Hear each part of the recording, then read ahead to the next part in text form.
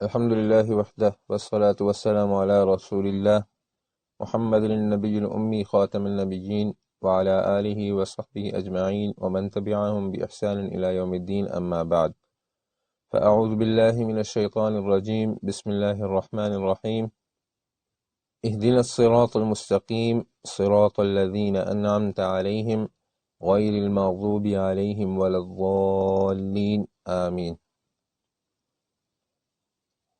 پچھلے درس میں ہم نے سورہ الفاتحہ کا درس شروع کیا تھا اور 4 آیتیں ہم نے بیان کی تھیں۔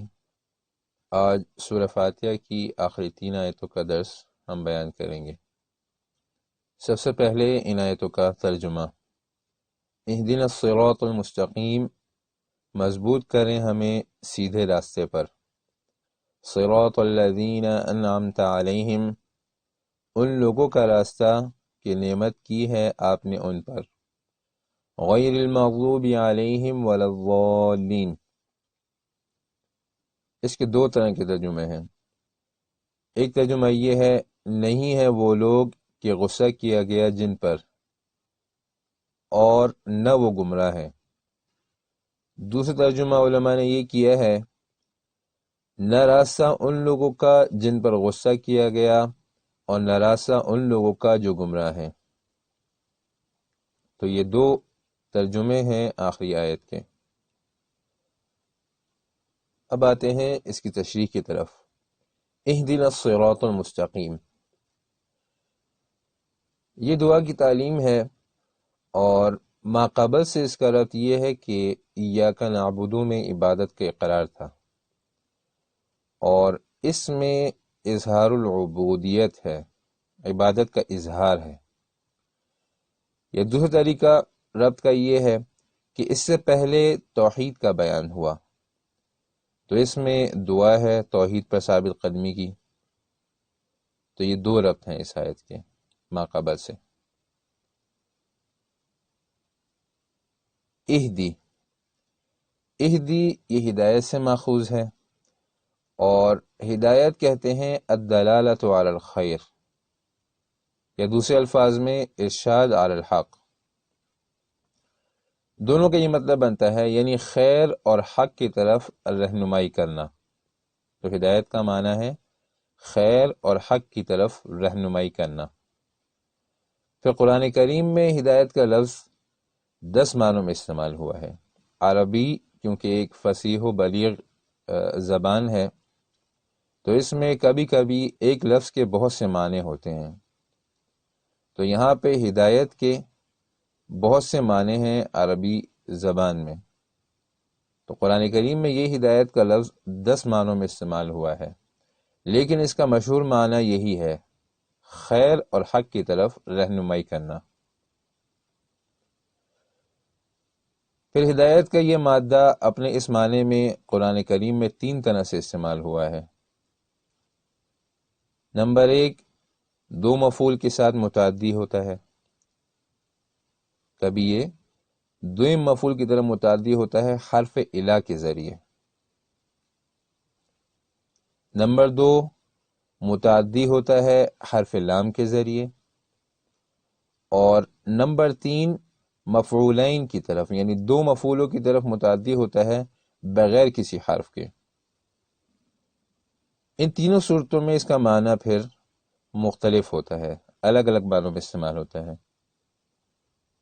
جیسے پہلی صورت میں جب یہ دوئم مفعول کی طرف متعدی ہو حرف الا کے ذریعے، تو اس صورت میں اس کا معنی ہوتا ہے راستہ دکھانا، یعنی ہدایت کا معنی ہوتا ہے راستہ دکھانا۔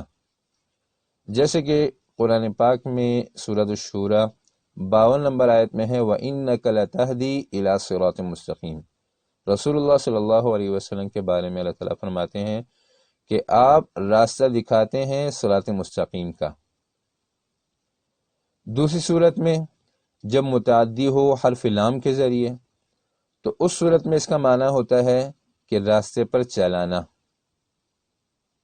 پہلی صورت میں معنی تھا کہ راستہ دکھانا، چاہے پھر وہ راستے پر چلے یا منزل مقصود پہنچے یا نہیں، اس سے سروکار نہیں۔ دوسری صورت میں ہے راستے پر چلانا چاہے وہ منزل مقصود تک پہنچے یا نہیں۔ یہ معنی سورۃ الاسراء 9 نمبر آیت میں ہے، ان ھذا القرآن یہدی للتی ہی اقوم، کہ یہ قرآن جو ہے یہ اس راستے پر چلاتا ہے جو مضبوط راستہ ہے، توحید کا راستہ۔ تیسرے نمبر پر ہے مفعولین کی طرح متعدی ہو بغیر کسی حرف کے، جیسے کہ اس آیت میں اہدنا الصراط المستقیم، تو اس صورت میں اس کا معنی ہوتا ہے ایصال الی المقصود، یعنی منزل مقصود تک پہنچانا۔ تو یہاں پر یہی معنی مراد ہے کہ اللہ تعالیٰ سے سوال ہے کہ یا اللہ ہمیں سیدھا راستہ دکھا دیجئے، اس پر چلا دیجئے، اور اس کے ذریعے ہمیں منزل مقصود یعنی جنت تک اور اپنی رضا تک پہنچا دیجئے۔ تو یہ ہدایت کا مادہ اپنے اصل معنی، مشہور معنی یعنی خیر اور حق کی طرف رہنمائی کرنا، تو اس میں یہ 3 طرح سے استعمال ہوتا ہے، حرف الہ کے ذریعے، حرف لام کے ذریعے، اور مفعولین کی طرح متعدی ہو بغیر کسی حرف کے، جیسے اہدنا الصراط المستقیم۔ تو یہ تیسرا طریقہ جو ہے مفعولین کی طرح متعدی ہو بغیر کسی حرف کے ذریعے، یہ اللہ تعالیٰ کے ساتھ خاص ہے، یعنی منزل مقصود تک پہنچانا یہ صرف اللہ تعالیٰ کر سکتے ہیں، کسی کوئی اور یہ کام نہیں کر سکتا۔ نبی صلی اللہ علیہ وسلم کے بارے میں بھی آیا ہے کہ وَإِنَّكَ لَتَهْدِي، کہ آپ صراط مستقیم دکھا سکتے ہیں۔ تو یہ منزل مقصود تک پہنچانا یہ اللہ تعالیٰ کے ساتھ خاص ہے۔ پہلے 2 طریقوں میں نسبت کتاب اللہ اور رسول اللہ صلی اللہ علیہ وسلم کی طرف بھی کی جا سکتی ہے، لیکن آخری طریقہ یہ اللہ تعالیٰ کے ساتھ خاص ہے۔ یہاں اہدنا الصراط المستقیم میں ایک سوال پیدا ہوتا ہے کہ جب مومنین کو ہدایت پہلے ہی مل چکی ہے، یعنی یہ کہا جا رہا ہے اہدنا الصراط المستقیم مومنوں کو کہ تم لوگ دعا مانگو اللہ تعالیٰ سے صراط مستقیم کی، تو یہاں پر سوال یہ پیدا ہوتا ہے کہ جب مومنین کو ہدایت پہلے ہی مل چکی ہے تو اس سوال کی کیا ضرورت، یہ تو تحصیل حاصل ہے۔ تو اس کے علماء نے بہت سے جواب ذکر کیے ہیں۔ ایک جواب یہ ہے کہ یہ ہدایت کی مزید ترقی کی دعا ہے، کیونکہ ہدایت کے بہت سے درجات ہوتے ہیں، تو یہ ان درجات میں ترقی کی دعا ہے۔ اور دوسرا یہ کہ یہ ہدایت پر مضبوطی اور ثابت قدمی کی دعا ہے۔ تو یہ 2 جواب ہیں کہ ہدایت تو مومنوں کو مل گئی ہے، لیکن اب دعا کر رہے ہیں کہ ہمارے درجات بلند فرمائے ہدایت میں، اور دوسرا یہ دعا کر رہے ہیں کہ یا اللہ ہمیں اس ہدایت پر ثابت قدم فرما دیں۔ الصراط، اہدنا الصراط المستقیم میں صراط کا لفظ، تو لغت میں صراط کہتے ہیں گزرنے کو، اور عرف میں اس راستے کو کہتے ہیں کہ جس پر لوگ گزرتے ہیں اور جو راستہ مقصود تک پہنچانے والا ہو، جس پر لوگ گزرتے ہوں اور وہ منزل مقصود تک پہنچانے والا بھی ہو۔ اور الصراط اصطلاح میں اس معنوی راستے کو کہتے ہیں کہ جس کے مطابق لوگ عمل کریں، اور جو حق تک پہنچانے والا ہو، سیدھا ہو، محدود ہو شرع حدود کے مطابق۔ تو اصطلاح میں صراط اس معنوی راستے کو کہتے ہیں کہ جو حق تک پہنچانے والا ہو اور محدود ہو شرع حدود کے مطابق۔ پھر یہاں پہ صراط کا لفظ استعمال کیا۔ صراط کے عربی میں اور بھی مترادف الفاظ آتے ہیں، جیسے کہ سبیل اور طریق، یہ 2 الفاظ اس صراط کے مترادف یعنی ایک جیسے اس کے معنی ہیں، لیکن یہاں یہ 2 لفظ نہیں استعمال کیے گئے، سبیل اور طریق، کیونکہ سبیل مطلق راستے کو کہتے ہیں اور طریق جو ہوتا ہے وہ ایک خاص راستہ ہوتا ہے، اور صراط ایسے خاص راستے کو کہتے ہیں کہ جس کی حدود متعین ہو۔ تو یہاں صراط سے مراد شریعت کا راستہ ہے، یہ خاص راستہ ہے کہ جس کی حدود بھی متعین ہیں، قرآن و سنت کے اصول و قواعد اس کے حدود ہیں، اور یہ افراد و تفریط سے پاک راستہ ہے، تو اس لیے یہ محدود شرعی اصولوں کے مطابق محدود راستہ ہے، اس لیے یہاں پہ صراط کا لفظ استعمال کیا گیا اور سبیل اور طریق کا لفظ استعمال نہیں کیا گیا۔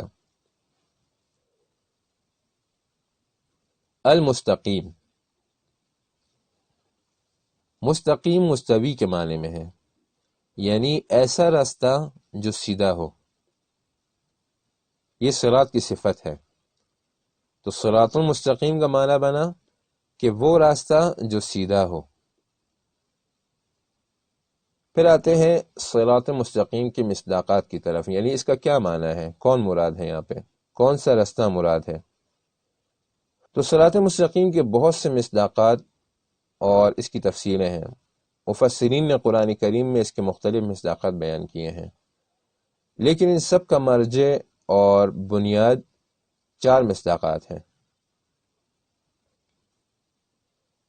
نمبر 1، توحید فی العبادت اور توحید فی الربوبیت، یعنی صراط مستقیم کا ایک مصداق ہے عبودیت اور ربوبیت، یعنی صراط مستقیم کہتے ہیں کہ اللہ تعالیٰ کو عبادت میں خاص کرنا، ایک اللہ کی عبادت کرنا، اور رب ایک اللہ کو ماننا، تو اسے کہتے ہیں صراط مستقیم۔ سورہ مریم میں اور سورہ زخرف میں اللہ تعالیٰ نے فرمایا وَإِنَّ اللَّهَ رَبِّي وَرَبُّكُمْ فَاعْبُدُوهُ هَذَا صِرَاطٌ مستقیم، تو اللہ تعالیٰ کو رب ماننا اور اللہ ہی کی عبادت کرنا، یہ ہے صراط مستقیم۔ دوسرا مصداق قرآن کریم، وَهَذَا صِرَاطُ رَبِّكَ مُسْتَقِيمًا، سورۃ الانعام۔ تو قرآن کریم کو یہاں پہ صراط مستقیم فرمایا گیا۔ تیسرا مصداق صراط مستقیم کا انبیاء کا راستہ، یعنی وہ راستہ کہ جس پر انبیاء چلے، تو انبیاء توحید کے راستے پر چلے۔ والقرآن الحکیم انک لمن المرسلین علی صراط مستقیم، تو یہاں پہ صراط مستقیم کہا گیا انبیاء کے راستے کو۔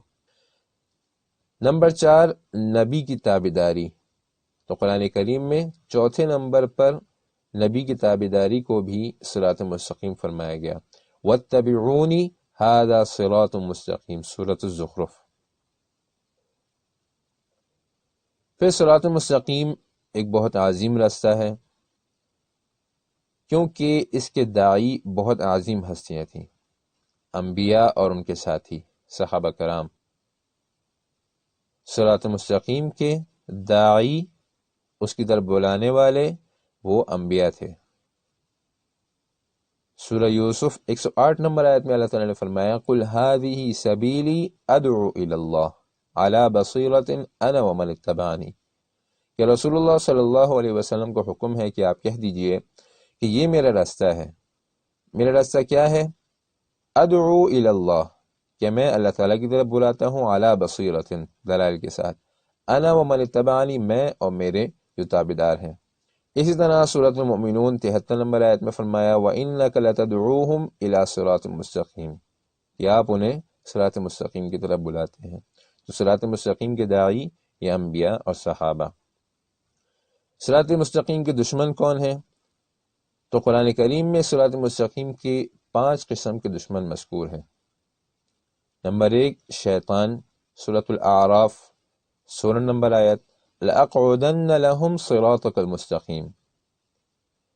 دوسرے نمبر پر دشمن باطل پرست، علماء سوء، سورۃ التوبہ 34 نمبر آیت، یا ایھا الذین آمنوا ان کثیرا من الاحبار والرہبان لا یأکلون اموال الناس بالباطل ویصدون عن سبیل اللہ،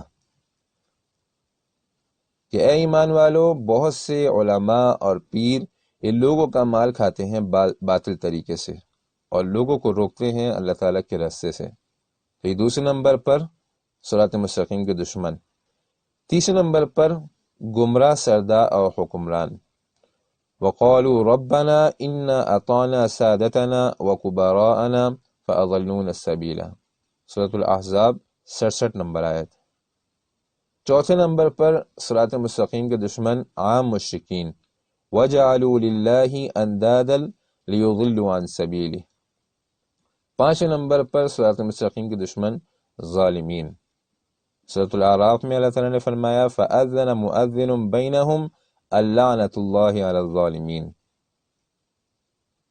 کہ لعنت ہے ظالموں پر۔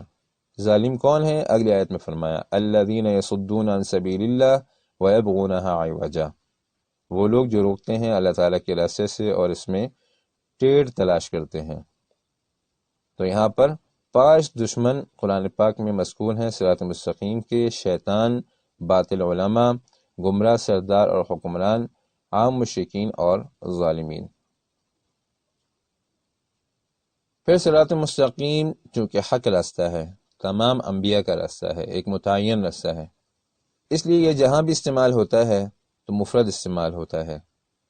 اس کے برعکس گمراہی کے راستے جو ہیں وہ مختلف ہوتے ہیں، بہت سے ہوتے ہیں، اس لیے قرآن کریم میں جہاں بھی گمراہی کے راستوں کا ذکر آتا ہے تو وہ جمع ذکر کی جاتے ہیں، جیسے سورہ انعام میں ہے وَأَنَّ هَذَا صِرَاطِي مُسْتَقِيمًا، تو یہاں پہ صراط مستقیم ایک ذکر کیا گیا مفرد، فَاتَّبِعُوهُ تو اس کی تابعداری کرو، وَلَا تَتَّبِعُوا السُّبُلَ اور بہت سے رستوں کی تابعداری نہ کرو، فَتَفَرَّقَ بِكُمْ عَنْ سَبِيلِهِ تو وہ تمہیں بھٹکا دیں گے اللہ تعالیٰ کے رستے سے۔ تو یہ ایک فائدہ۔ پھر ایک بات یہ کہ صراط مستقیم بہت اہم اور عظیم راستہ ہے، اس لیے اللہ تعالیٰ نے اس کے لیے دعا سکھائی اور ہر نماز میں اس کو لازم کیا۔ تو یہ دعا ہے اہدنا الصراط المستقیم، صراط الذین انعمت علیہم، راستہ ان لوگوں کا کہ جن پر آپ نے انعام کیا۔ یہ بدل کل ہے الصراط المستقیم سے، اور اس کا ماقبل سے ربط یہ ہے کہ پچھلی آیت میں صراط مستقیم کی دعا کی تلقین ہے، اور اس آیت میں صراط مستقیم پر چلنے والوں کے لیے تسلی ہے۔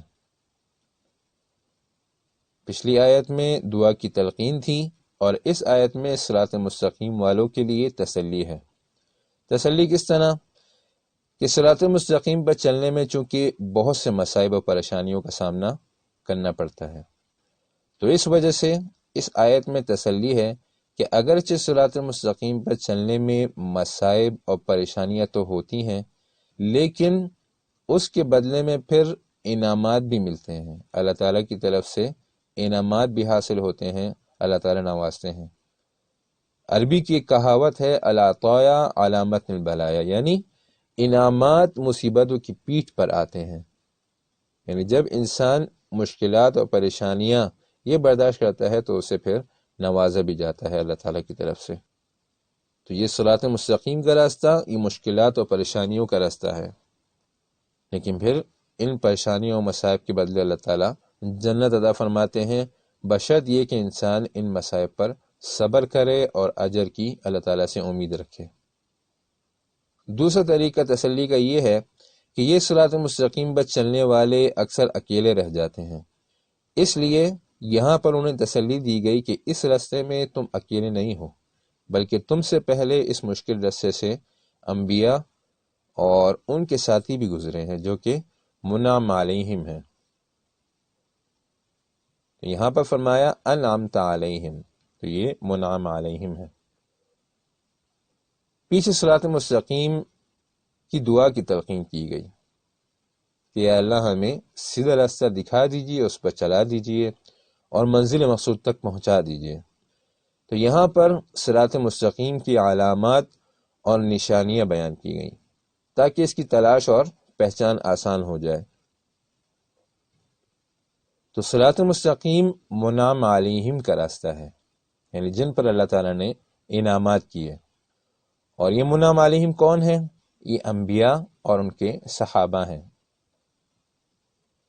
تو اس سے پتہ چلتا ہے کہ صراط مستقیم انبیاء اور صحابہ کی کامل تابعداری کا نام ہے،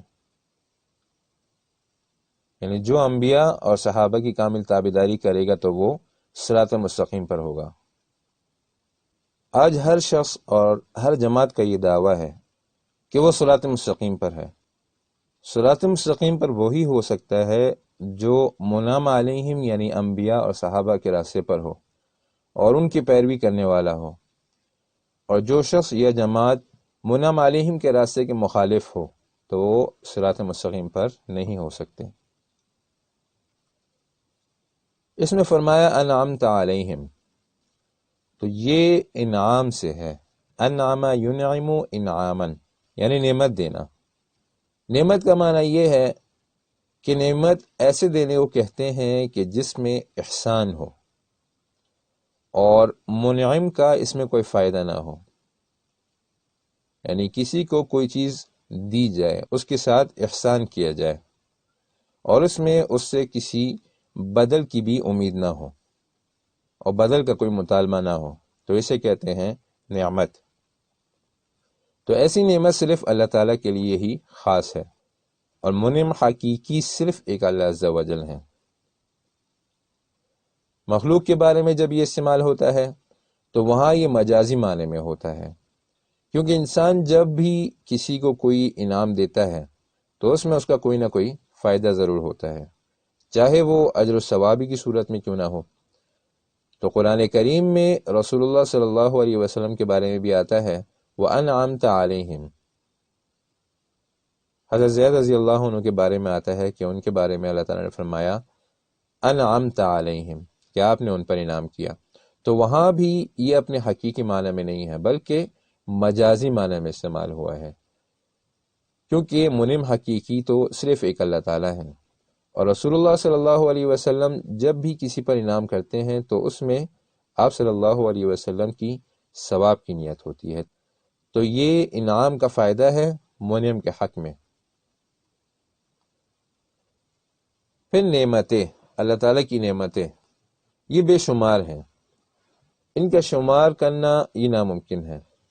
وَإِن تَعُدُّوا نِعْمَةَ اللَّهِ لَا تُحْصُوهَا، اگر آپ چاہیں اللہ تعالیٰ کی نعمتوں کا شمار کرنا تو اس کو نہیں شمار کر سکتے۔ اور اللہ تعالیٰ کی نعمتیں دو قسم کی ہیں، ایک قسم اخروی نعمتیں ہیں جو کہ جنت کی ابدی نعمتیں ہیں، اور دوسری قسم دنیا کی بے شمار نعمتیں ہیں۔ تو اللہ تعالیٰ کی نعمتیں بے شمار ہیں۔ اس آیت میں فرمایا گیا انعمت علیہم، منعم علیہم، تو یہ کون لوگ ہیں، اس کا مصداق کون ہے؟ تو قرآن کریم کی تفسیر کا اولین طریقہ تفسیر القرآن بالقرآن ہے۔ تو منعم علیہم کی تفسیر میں سورہ نساء میں اللہ تعالیٰ فرماتے ہیں وَمَن يُطِعِ اللَّهَ وَالرَّسُولَ فَأُولَٰئِكَ مَعَ الَّذِينَ أَنْعَمَ اللَّهُ عَلَيْهِمْ مِنَ النَّبِيِّينَ وَالصِّدِّيقِينَ وَالشُّهَدَاءِ وَالصَّالِحِينَ، سورہ نساء 69 نمبر آیت۔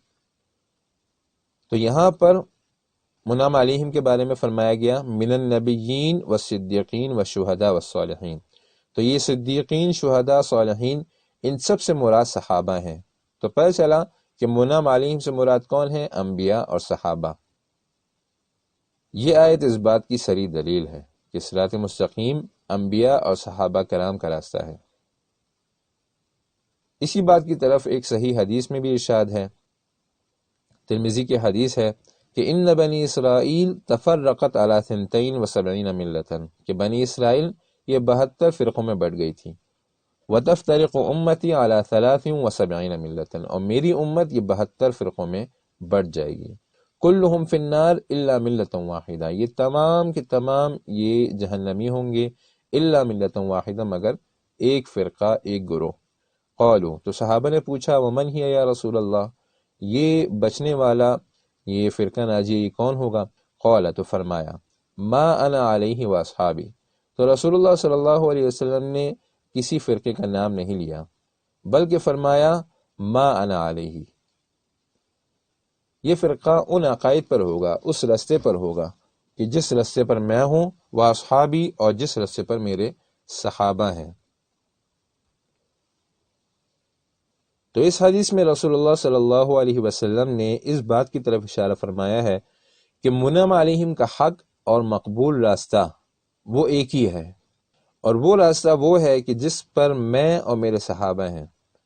لہٰذا جو عقیدہ یا قول یا عمل انبیاء اور صحابہ رضی اللہ عنہم کے طریقے مخالف ہو تو وہ بدعت ہوتا ہے، اور کبھی یہ کفر اور شرک بھی ہوتا ہے۔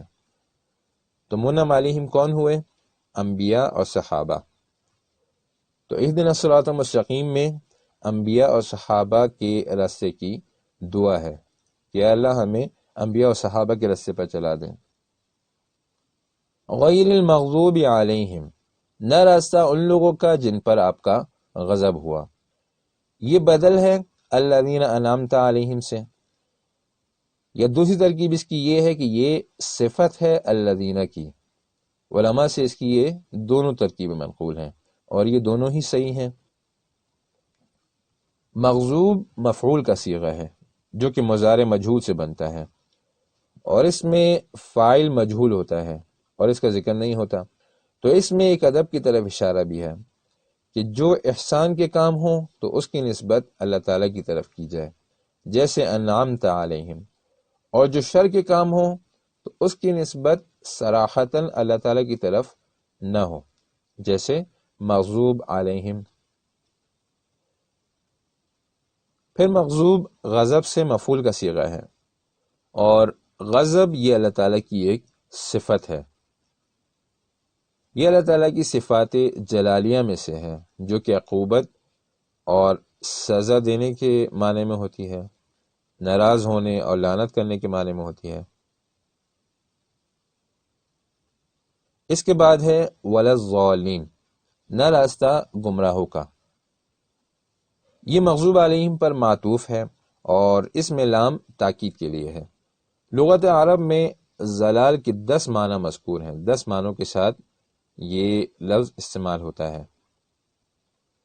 شرعی عرف میں ضلال کہتے ہیں حق راستے سے بھٹکنے کو، پھر چاہے یہ بھٹکنا عمدن ہو یا خطان، تو شرعی عرف میں ضلال کہتے ہیں حق راستے سے بھٹکنے کو، اور یہ ہدایت کے مقابلے میں آتا ہے۔ قرآن کریم میں ضلال اپنے 10 معنوں میں استعمال ہوا ہے، تو وہ 10 معنی ہم یہاں پہ ذکر نہیں کریں گے ورنہ درس بہت طویل ہو جائے گا۔ تو ان 10 معنوں میں ایک شرعی معنی ہے جو کہ ہدایت کے مقابلے میں آتا ہے، اور یہ قرآن کریم میں بہت کثرت سے استعمال ہوا ہے۔ اس آیت میں یعنی غیر المغضوب علیہم ولا میں اس میں بھی یہی معنی مذکور ہے کہ حق راستے سے بھٹکنا۔ مغضوب علیہم اور ضالین، ان سے کون مراد ہیں، ان کا مصداق کون ہے؟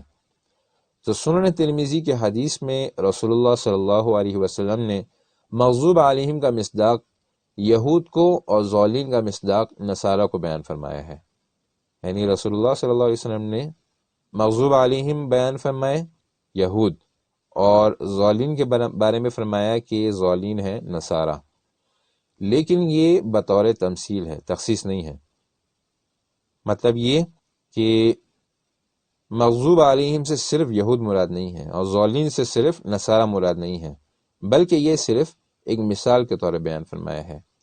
یہی وجہ ہے کہ علماء نے پھر اس کے علاوہ اور بھی مصداقات بیان کی ہے، جیسے مغضوب علیہم کے بارے میں فرمایا کہ یہ واضح کافر کو کہتے ہیں، اور ضالین چھپے کافر کو یعنی منافق کو کہتے ہیں، یا مغضوب علیہم کہتے ہیں ان لوگوں کو جو اعمال میں غلطی پر ہوں، اعمال میں خطا ہو گئے ہوں، اور ضالین کہتے ہیں ان لوگوں کو جو عقیدے میں غلطی پر ہوں، یا مغضوب علیہم کہتے ہیں ان لوگوں کو جو علم کے باوجود کافر ہوں، انکاری ہوں، اور ضالین کہتے ہیں ان لوگوں کو جو علم کے بغیر کافر ہوں، جاہل ہوں، یا مغضوب علیہم کہتے ہیں عنادی کافر کو، اور ضالین کہتے ہیں جاہل کافر کو۔ تو یہ کچھ مصداقات ہیں جو علماء نے بیان فرمائے ہیں۔ تو قرآن کریم میں بھی مغضوب علیہم اور ضالین کی تخصیص موجود نہیں ہے، البتہ ان دونوں کے اسباب قرآن پاک میں موجود ہیں کہ مغضوب علیہم کے اسباب اور ضالین کے اسباب، تو دونوں کے 17 اسباب مذکور ہیں قرآن کریم میں۔ انشاءاللہ درس قرآن میں جگہ جگہ ہم وہ اسباب بیان کرتے رہیں گے، یہاں پہ تمام اسباب بیان کرنا یہ طوالت کا سبب ہوگا، اس لیے ہم یہاں پہ وہ اسباب ذکر نہیں کر رہے۔ اور ان اسباب میں اس بات کی طرف اشارہ ہے کہ جس میں بھی یہ اسباب پائے جائیں گے تو وہ ان کا مصداق ہوگا، یعنی جن میں مغضوب علیہم کے مفاسد اور امراض پائے جائیں گے تو وہ ان کا مصداق ہوگا، اور جس شخص میں ضالین کے مفاسد اور اسباب پائے جائیں گے تو وہ ضالین میں سے ہوگا۔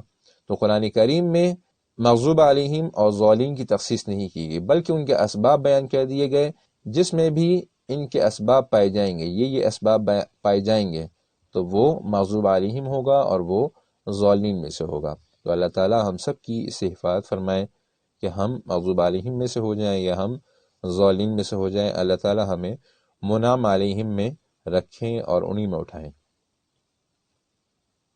پھر یہاں پر اللہ تعالیٰ نے مغضوب علیہم کو مقدم کیا اور ضالین کو مؤخر کیا، یعنی پہلے مغضوب علیہم کو ذکر کیا، اس کے بعد ضالین کو ذکر کیا۔ تو اس کی کیا وجہ ہے؟ تو ایک وجہ اس کی یہ ہے کہ مغضوب علیہم کا مصداق یہود ہیں، اور یہ یہود نصارہ سے پہلے آئے، تو زمانے میں یہود مقدم ہیں، اس لیے اللہ تعالیٰ نے بھی یہود کو نصارہ پر مقدم کیا۔ دوسری وجہ یہ ہے کہ یہود مدینہ میں تھے اور اس کے ارد گرد رہتے تھے مسلمانوں کے نزدیک، اور نصارہ مسلمانوں سے دور تھے نجران میں اور شام میں، تو اس وجہ سے یہود کو مغضوب علیہم کو مقدم کیا اور نصارہ کو مؤخر کیا۔ تیسری وجہ یہ ہے کہ یہود کا فتنہ اور اسلام سے دشمنی یہ بہت سخت ہے، نصارہ سے یہ اسلام دشمنی یہ بہت سخت ہے، اس لیے ان کو پہلے ذکر کیا اور نصارہ کو بعد میں ذکر کیا۔ بہرحال علماء نے یہ کچھ مغضوب علیہم کو مقدم کرنے کی وجوہات بیان کی ہیں۔ پھر ایک نقطہ یہاں پہ یہ ہے کہ مغضوب علیہم اس میں فعل مجہول ذکر کیا گیا، تو اس میں اس بات کی طرف اشارہ ہے کہ غضب کے اسباب اگرچہ ان کے اختیار میں ہیں، یعنی غضب کے اسباب جو ہیں وہ تو ان کے اختیار میں ہے کہ ان اسباب کو چھوڑ دیں تو مغضوب علیہم سے یہ نکل جائیں گے، لیکن نزول غضب کا نازل ہونا اللہ تعالیٰ کی طرف سے تو یہ ان کے اختیار میں نہیں تھا، تو اس لیے اللہ تعالیٰ نے مغضوب علیہم کا جو صیغہ ہے وہ اس میں مفعول مجہول ذکر کیا گیا، تو اس مفعول کی صیغے میں ان کی بھی اختیاری کی طرف اشارہ ہے، اور ضالین اس میں فاعل ہے، تو اس میں اشارہ ہے کہ یہ ضلالت اور گمراہی کا عمل جو ہے یہ ان کے اختیار میں ہے کہ یہ چھوڑ دیں، اس ضلالت اور گمراہی کے جو کام ہیں ان کو چھوڑ دیں تو یہ ضالین سے نکل جائیں گے، تو اس لیے یہ اس میں فاعل معلوم ذکر کیا گیا۔